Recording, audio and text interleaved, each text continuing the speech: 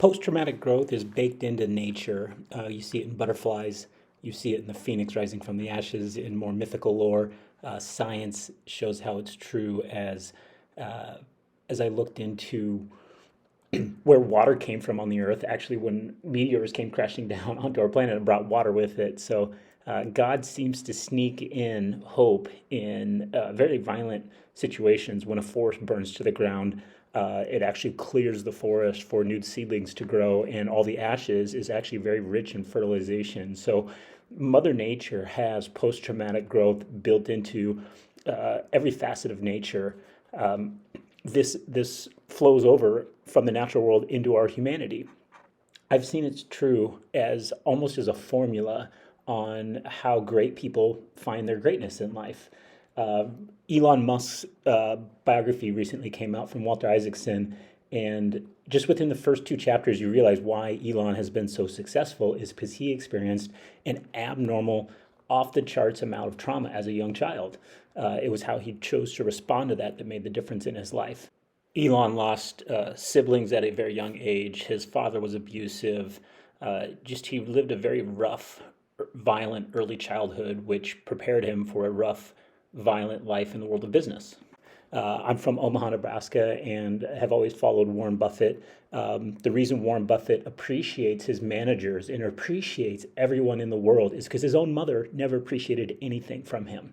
So it's that misfortune and the disordered life he lived as a child, not receiving appreciation from his own mother, that led him to be so appreciative to everybody else, which is, I think, the secret to his wealth. Oprah had a very similar storyline. Her mother treated her like garbage. So it's when we don't get what we want and when we choose to respond in positive ways that lead to post-traumatic growth.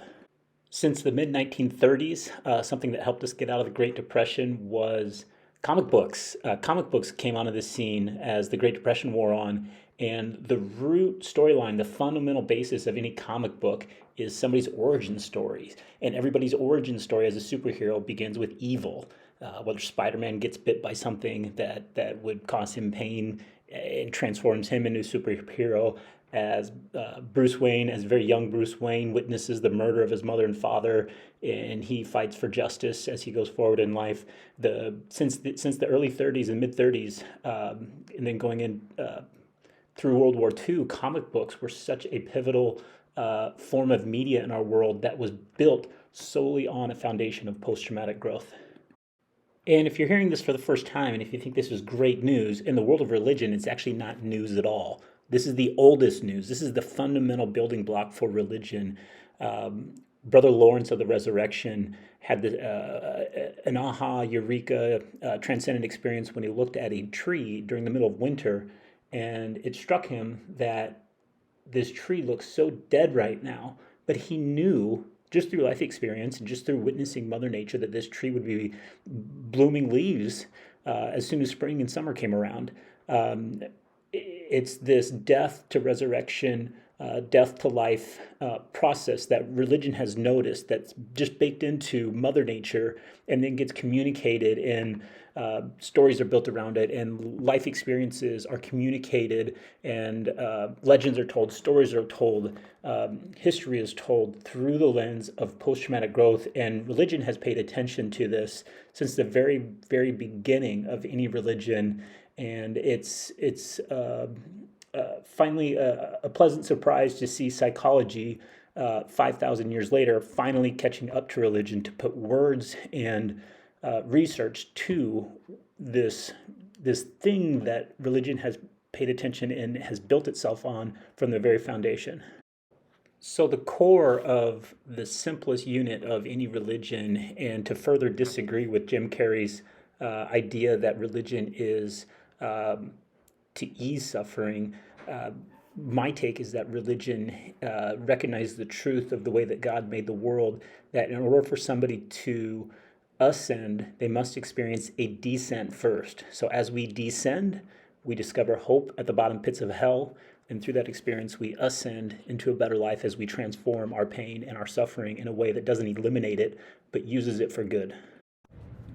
while these guys were learning what post-traumatic growth was in the science lab and in the classroom, in the academic research world, I was learning what post-traumatic growth was through, guess again, another girlfriend. God has given me the best ex-girlfriends I could ever ask for. I want to write a book someday called Everything in Life I Needed to Know I Learned from My Ex-Girlfriends. I was very much attracted to a girl and very much lucky to get to know a wonderful human being when I lived in Tampa, Florida. She ran a nonprofit called Hula for Happiness.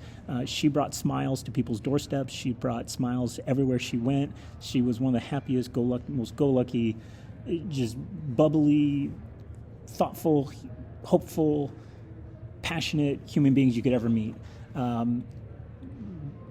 She ran a mission, a nonprofit mission, where she would bring hula hoops to random places. She would schedule hoop jams once a week where people would hula hoop. And just the simple act of dancing with the hula hoop brought a lot of smiles to a lot of people's faces. And on the surface, it looked like that's all it was just a bunch of playfulness and a bunch of goofiness and a bunch of fun. But as I got to know her and her ministry better, I mean, there was much, much more to her hoops than I ever could have thought. She used her hoops to address psychological issues that stemmed from sexual abuse and trauma. She worked with girls that had been trafficked. She'd worked with people of all ages and boys too that had experienced unwanted sexual attention. And the beauty of dancing with the hula hoop is you have a physical object touching your body, going around your body in a safe way that you trust, that reawakens the cells of your body.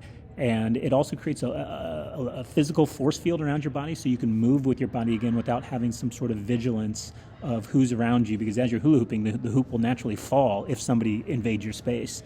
So it allows people to forget about the vigilance they need to have to where they can experience freedom with God and freedom with life and a flow in the universe again that they hadn't before.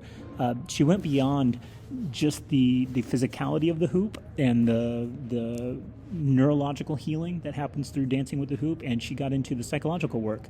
Whether she knew it or not, she was teaching people how to navigate their lives to post-traumatic growth rather than to everything on the left side of the graph of suffering. Yes, you can be resilient, but she was, whether she knew it or not, or whether she was just following her heart, she was actively steering people away from suicide, steering people away from depression, steering people away from PTSD and towards lives of growth. She did this through the gospel. In the Protestant world, the five-color gospel is a very powerful mechanism to simplify the gospel message of the Christian religion. It's color-coded and split up into 5 sections. So the first experience we have in life comes from the Garden of Eden, where we're created as innocent human beings. The second thing that happens after our innocence is it's taken away. Something happens in our life that takes away our innocence. Something unwanted happens in our lives, and we begin to suffer. How we respond to that and how long we respond in unproductive ways is always a mystery. But eventually something comes along that offers us salvation and gives us an opportunity to climb out of the habits we've developed in life and climb out of whatever thought processes we've developed through our habits from evil to a life of freedom. Once we transcend our egos, once we transcend our history, once we stop telling us broken stories about who we think we are in negative ways, we are now free, and that allows us to move forward with a life of purpose, which gets to hope.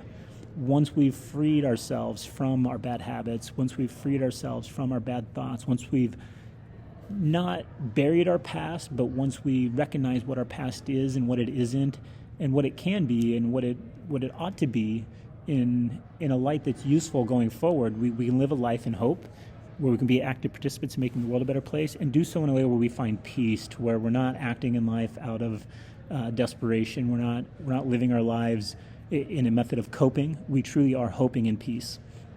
And Carissa taught me this by her actions and the way she lived her life and the way she ran her ministry. And I got to sit in the front row. I met her sometime around 2010, and we parted ways around 2015. So when post-traumatic growth was just first being studied in the world of psychology, I was seeing put it on display and communicated very clearly, color coded even, in a way that was so obvious to me and so beautiful once I saw it play out in the world. She would later go on to give a TED talk, and the title says it all. Your dark story has a purpose.